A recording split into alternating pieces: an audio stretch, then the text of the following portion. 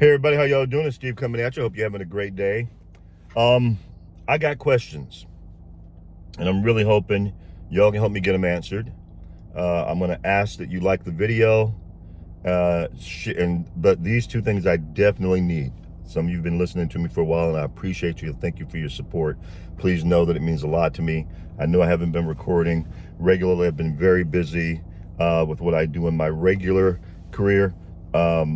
And I would love to be more involved in YouTube, so I'm going to make a concerted effort to do something, especially in light of current events, on a much more regular basis.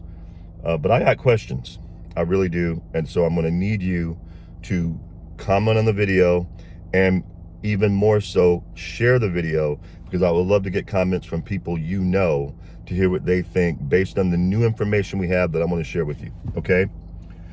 So what we know, or at least what's being reported, I'll put it that way, is that the shooter was apparently a 20-year-old kid, that Thomas Cook or something along those lines. His name doesn't really matter. But supposedly he's a 20-year-old kid, and that the media is trying to come out and spin early on that he's a registered Republican, but then also that that there's also some other sources to say he gave money to Act Blue. I don't believe any of that. Because first of all, the internet, especially within a 24-hour period of something happening, is not always the most reliable source. Secondly, it's just too convenient. It's too convenient. I don't even believe this is a 20-year-old kid. I don't. Especially if it's coming from the alphabet agencies, namely the FBI has been running point on this. I've been watching a lot of different sources, including a young lady named AV to the Second Power, who's actually studying for the bar. Very sharp lady, legal mind, and she had a show on earlier, and listening to the press conference with the FBI and other law enforcement agencies.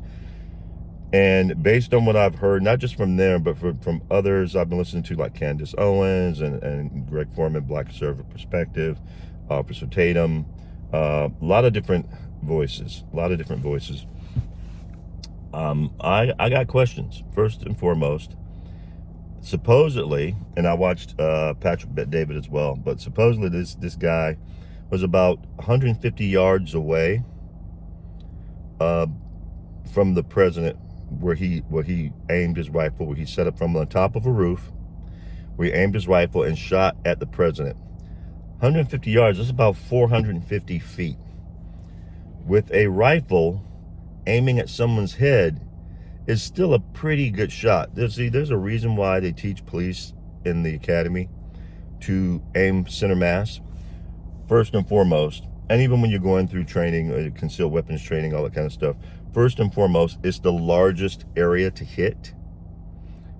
And so it makes it much easier to hit a particular spot and stop the threat.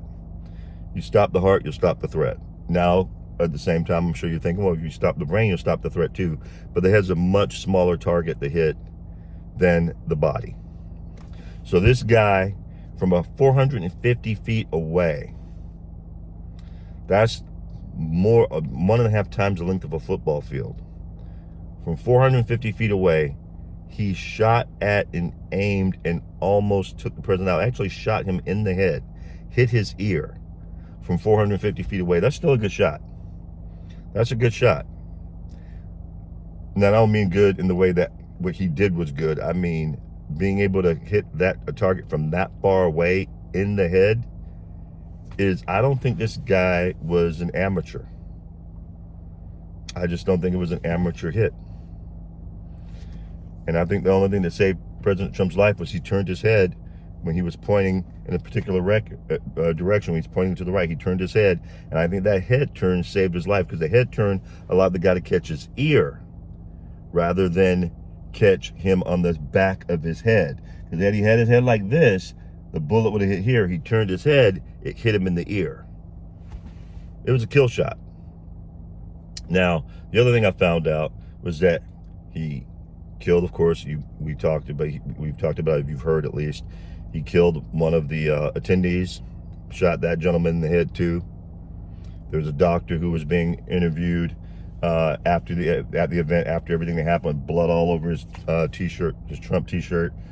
white t-shirt he had on with promoting President Trump, and blood all over it. He was trying to administer aid to the gentleman who got shot in the head. He said he could see there was a gunshot to the head. He had brain matter that was no longer in his head, and that guy died. And there were 2 others, according to the authorities, 2 other people that were also injured. So that guy got off 4 shots, hit 2 people in the head, and 2 other people, we don't know if they got hit yet, but 2 other people that we know of were injured. So he got off 4 shots from 450 feet away on the top of a roof that was slanted away from eyes, so to speak. So if someone's looking at the roof, standing in front of the building, because the roof slants downward in the back, which is one of the things one of the witnesses talked about, by the way, it would be a little difficult to see the guy, but based on if you look at the building from the side, you look at the building from the back, you could see him. And he hit 4 people, killed one of them, almost killed 3 others, including the president. One of the witnesses, a guy with a red beard, wearing a kind of Trump hat with fake hair, he said he and his people saw the guy going up the roof, climbing up it, and it was obvious he had a rifle. Now, and they went and they said to the cops, "Hey, there's a guy on the roof over there. Looks like he's got a gun or something." Told the cops. He said the cops were like, what's going on? Like they didn't know what was happening, what to do. They obviously have radios because they have to be coordinating with the Secret Service and with other federal agencies to let them know what's going on. At least communicating with their own command officers. Nobody seemed to know what was going on. One of the eyewitnesses they talked to said it was about 2 or 3 minutes. Now, who knows? One of the things I found out having sat in trials on the jury, a lot of time witness testimony is not that reliable. But if the guy was saying 2 to 3 minutes or 3 to 4 minutes, you have to think about it. The shooter had to climb on top of the roof with his rifle pack. So it wasn't just a rifle. He had like a satchel or something to carry that rifle in. Probably had a scope on it, all that stuff. He had to get on top of the roof with that equipment, set himself up, the guy said he was bear crawling, so he had to find the right place to stand because they shot him. So I'm assuming they shot him while he was standing up, aiming at the president. He had to find the right location on the roof for the best line of sight to hit the president in the head. Do you think he did all that day, or do you think he practiced that? And let's say it only took him 2 to 3 or 4 minutes to do that. In that 2 to 3 to 4 minutes, and let's say he was halfway in when the witnesses, more than one by the way, who saw him on the roof were telling authorities there's a guy on the roof.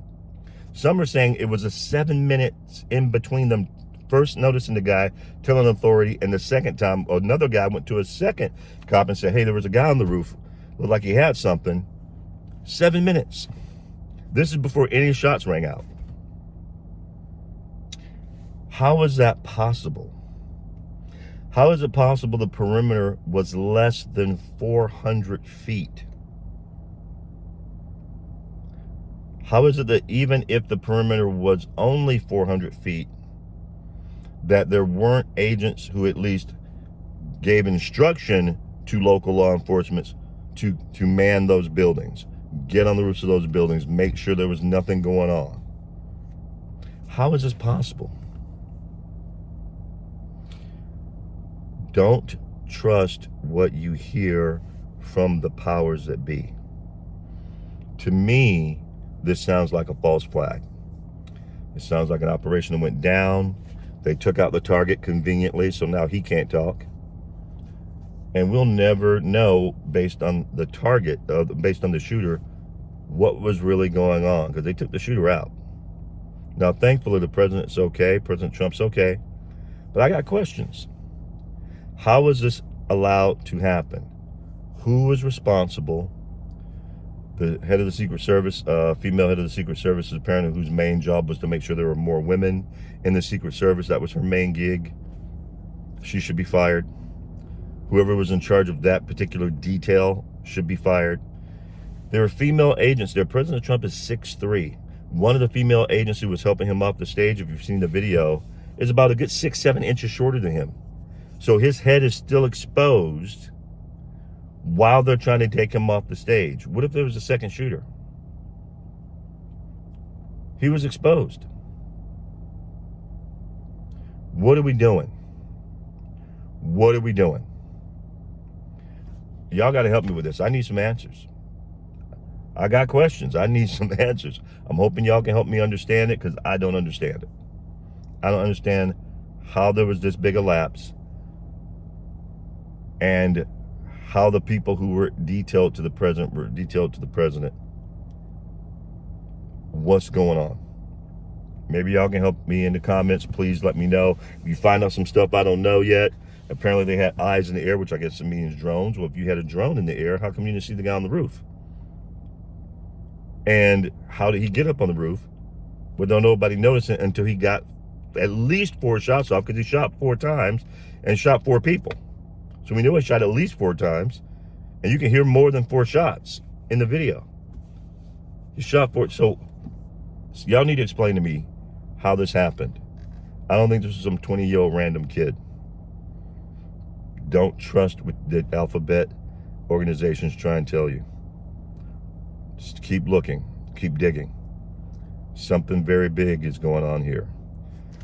They tried to discredit him initially, then they tried to prosecute and jail him, and when that wasn't working, there was only one thing left. We got to try and take him out. Let me know your thoughts. I'd love to hear from you. Hope y'all having a great day. Take care.